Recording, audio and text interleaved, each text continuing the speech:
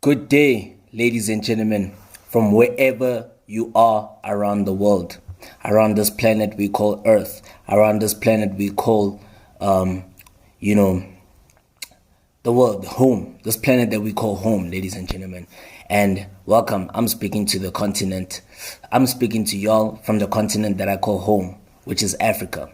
And I'm going to discuss a major tournament that is happening here at home, which is called the African Cup of Nations, right? It's taking place in Ivory Coast, Cote d'Ivoire, in West Africa, okay? And I'm currently located in South Africa, right? So my name is Bube Simpati Mhlaba.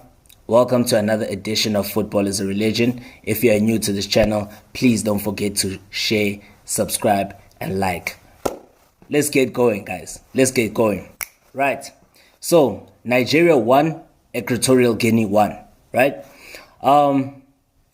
So it was obviously coming into this game, Nigeria were the fancied opponent. You know, the 2013 champions are looking to actually secure another title for another AFCON title for the first time in over a decade, right? And remember, you know, Nigeria haven't been on the best of runs so far, right?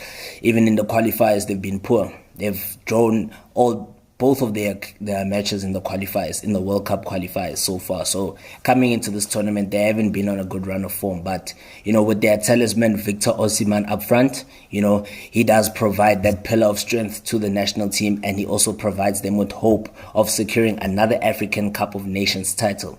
So indeed, like I said, Victor Osimhen, he's the one who scored the first half equalizer. But unfortunately, you know, Nigeria were very wasteful, you know, as always, which led to them being held to join their AFCON Group A opener against Equatorial Guinea in Abidjan. Okay, so how this game actually went as follows.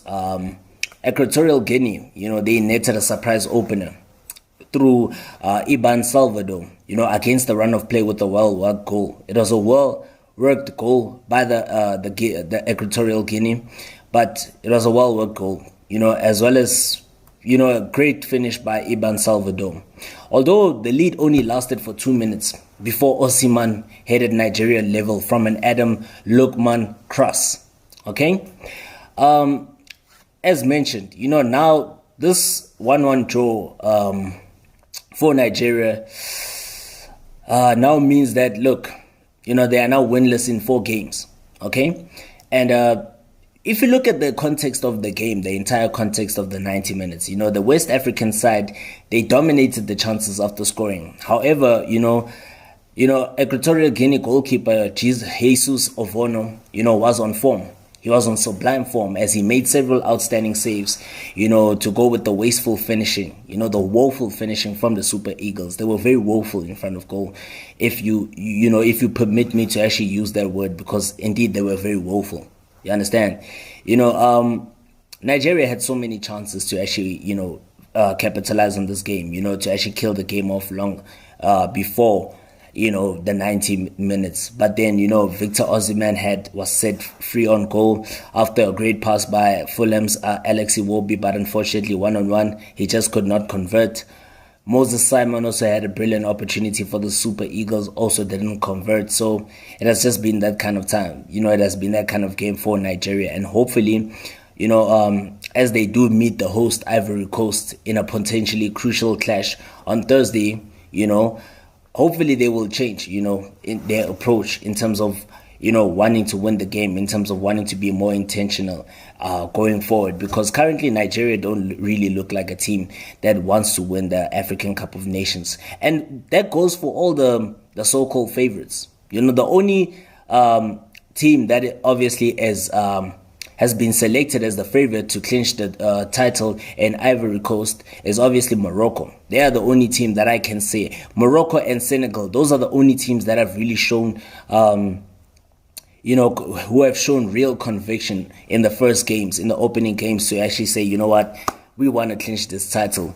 We're ready, you understand, for the challenge, and we are actually gonna, exceed this challenge and actually clinch this major silverware. Remember now, Morocco, they have never won an African Cup of Nations, but with their golden generation, with the likes of Akraf Hakimi, Hakim Ziyech, Unai, Yusuf El Nasiri, players like Nuruddin Amrabat, with all those players that they have in their team, right? I mean, who wouldn't fancy Morocco to clinch the title? The World Cup finalists, currently they are ranked third in Africa. They're ranked first in Africa, to say the least, and 13th in the world. Morocco are ranked 13th in the world, following their brilliant exploits in Qatar 2022, right? And on the other side, Equatorial Guinea face Guinea-Bissau, who also lost 2-0 to the Ivorians in Saturday's opening fixture. You understand? So, there's more to play for from both of these sides, and hopefully there's always some room for improvement from either of these teams, especially on the side of the Super Eagles.